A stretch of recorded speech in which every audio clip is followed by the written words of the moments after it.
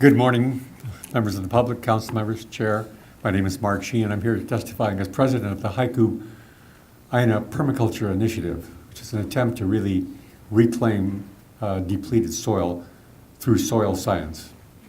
And we have a 14-acre operation in Haiku, and I'm really here testifying about health.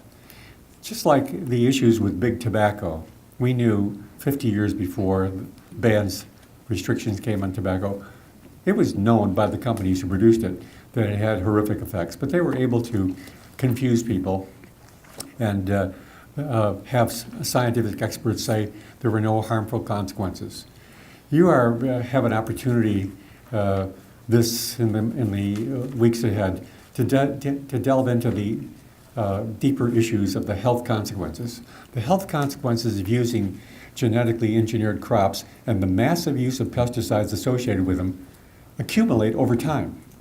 And for those people who are voting for their jobs, we are very concerned in the Shaka movement for the health of the farm workers because they are the people who are most impacted.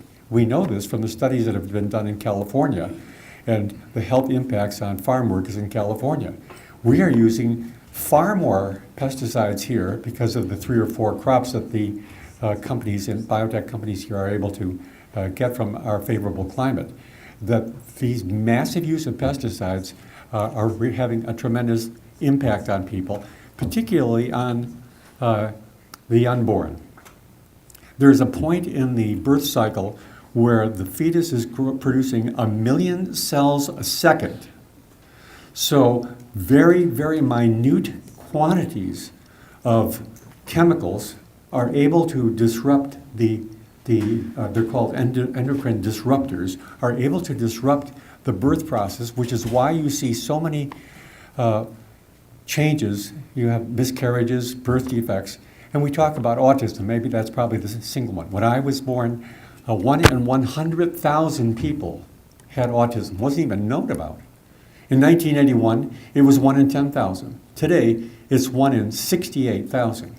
So you're really in a position to have to start connecting the dots. What is going on?